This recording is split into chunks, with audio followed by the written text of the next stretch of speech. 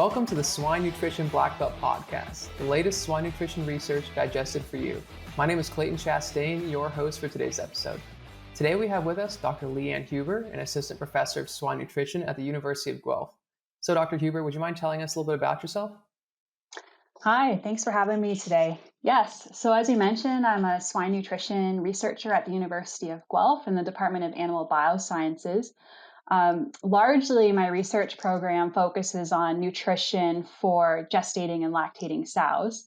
But today, I'll be sharing with you a little bit of the nursery work we've done using some novel feed ingredients, specifically black soldier fly larva meal. I was reading a little bit about those studies. Why don't you just go ahead and dive in, tell me about those, what did you find? So we've heard quite a bit recently about insect proteins being environmentally sustainable ingredients that we can include in swine rations. And I'm sure you've seen many articles in farm magazines and things like that. So the reason why we toot these ingredients as being environmentally sustainable is because we can grow insects on a smaller land base with less water versus plant-based ingredients. And these insects, in particular black soldier fly larvae, can use waste products as their rearing substrate. So for example, human food waste or byproduct streams. And so the black soldier fly larvae can turn these waste products into a high value protein source and divert those streams from going into landfills. So a lot of people are really excited about them, including the Canadian federal government.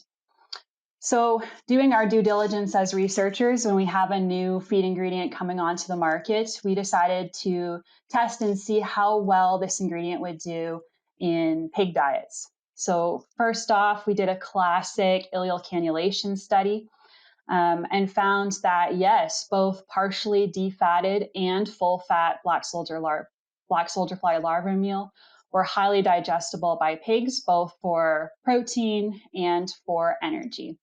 And the black soldier fly larva meal had a favorable amino acid profile, and the digestibility coefficients lined up very nicely and were comparable to soybean meal. So we were pretty happy with those results. Check that they might be reasonable ingredients to include as a protein source and energy source in swine rations. But we know that there is a very clear problem with black soldier fly larva meal is that it's very expensive. So you're looking at anywhere between 8 and 12 Canadian dollars per kilogram of this ingredient. So obviously something that is not going to be competitive with our plant-based protein sources here in North America, even considering the high and volatile soybean meal prices we've been living through recently. So we're like, okay, how is this going to fit into a swine ration? And we got looking at some of the other ingredients, specifically the animal protein sources that we might use in nursery diets, particularly in the early phases. And in fact, on a cost basis, and especially if you look at on a digestible cost per digestible lysine basis, the black soldier fly meal becomes more comparable to other things like fish meal that we might include. So we're like, okay, I think we should go into the nursery. It's not an ingredient that we're going to include into grow finish diets at this time. Something else cool about the larva meal is that there are some functional components in there that make them quite attractive for including in nursery pig diets to help with the transition into the nursery. So what I'm referring to here are the chitin, which is part of the exoskeleton of the larva. And these chitin polymers may have some prebiotic effects in the diet for the pig. As well, the larvae are highly enriched in medium chain fatty acids, which we know have some antimicrobial properties. So both of these things seem quite favorable if we were going to include them, especially in a nursery pig ration or at a time when the animal is under some stress. So we did this, and we fed some nursery diets where we replaced either 25% or 50% of the animal protein sources in the nursery ration with the larva meal. And we found basically those pigs did just as well as the pigs that were fed conventional nursery diets in terms of growth performance. We didn't see any improvements in things like gut histomorphology, but we did see a slight improvement in the robustness of the immune response to a novel antigen when pigs were fed the black soldier fly larva meal. So there might be some immune modulating benefits to this product, which we were pretty excited about. But we decided we should test this a little bit further. So we were thinking, we did all of these experiments so far in very clean research setting. And we're like, well, if we can mimic an industry situation, perhaps we might be able to better decipher potential benefits of the black soldier fly larva meal. And we did this by weaning pigs into hot water power washed rooms that were not disinfected.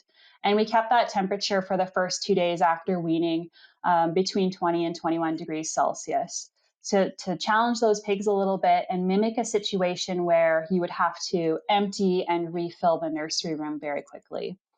And in this case, the pigs that were fed the black soldier fly larva meal were not able to achieve growth performance similar to those fed conventional diets supplemented with 3,000 ppm zinc oxide. But we did find that the zinc oxide was very effective at improving post-weaning fecal scores, as well as reducing E. coli shedding in the feces. Gotcha. So you said you replaced like 25 to 50% of the animal protein sources. Did you replace, like, since there's several sources normally with plasma, fish meal, did you just like take like 25 or 50 of each one of those and to pull them out, or did you like take one completely out? No, you're right. So it was across the board. We replaced equal amounts of each of the animal protein sources. Okay. And then you also said it doesn't quite stack up with soybean meal, of course, in terms of the replacement, because it's a lot more expensive. I'm not really sure what Canadian to US dollars is, but how does that compare with things like with bovine plasma or fish meal and other sources that you replace? hmm So the black soldier fly is still more expensive than many of those protein sources. But because it's so highly digestible and is a good source of lysine, if you look at it on a per digestible lysine basis, the black soldier fly becomes more comparable to things like fish meal and blood meal. Gotcha. And then, I mean, okay, so we've usually, when talking about a new product, the first questions people ask, like we just mentioned, are the cost. And then also, second question is commercial availability. So potential to expand. You mentioned that a little bit with needing less water, but currently, is there much commercial availability, or is it usually just, or is it currently just small scale? Yes, that's a great question. So for the most part, it's small scale, at least, comparable to the sheer volumes of soybean meal that we use here in North America. The larva meal isn't at a place where it can compete in terms of volume. But the Canadian government has recently invested significant dollars to improve and expand production capacity of the insect proteins. And so I suspect our production capacity will start increasing, availability of the ingredients will start increasing, and via economy of scale, hopefully the price will come down a bit. So the last question I had, since we kind of got like the price down, talking about the commercial availability, is like the logistics of it. Because I've mixed my fair share of ingredients in a mixer, and some of them just flow horribly, and it clogs up, gets stuck. So I guess with this, like, what's the consistency of this larva meal like? Would it gum? Do you suspect it to gum up when you were mixing the diets up, or how did it flow? Yeah, this is an excellent question and very applicable to industry. So, depending on the processing of the larva meal, you're absolutely correct. I could see it clumping and not flowing very well in a feed handling situation. But some companies that produce the larva meal have caught on to this already and may add flow agents to the product before you get it. So here's my hot tip for the day. If you're a feed mill considering purchasing black soldier fly larvae meal to put into your diets, you can do a chemical composition analysis of the ingredient and look for starch. If the starch is low, like around 1% or so, then you know that no flow agent likely has been added. But if the starch content is 10 to 20%, fairly high, then likely a flow agent has been added. But remember, that will also dilute the crude protein and make it less valuable on a protein basis. Gotcha. Well, yeah, new ingredients are always interesting, like especially with the crazy markets we're having right now, and who knows, maybe it'll fly off the shelves in a couple of years. But yeah, I appreciate you coming on the show and sharing all this data with us. Oh, it's my pleasure. Thank you for having me. Yep. And to everyone else, thank you for listening to the Swine Nutrition Black Belt podcast. Please visit us at swinenutritionblackbelt.com, and don't forget to subscribe to our podcast channel so you won't miss out on the next episode. See you next week. Hey everyone, I hope you enjoyed this episode. And we are constantly on the lookout for the latest updates in swine nutrition. And if you have a swine nutrition related research trial that you would be able to share on our podcast, please send an email to nutritionblackbelt@swineit.com, and we would love to talk about your research. See you later.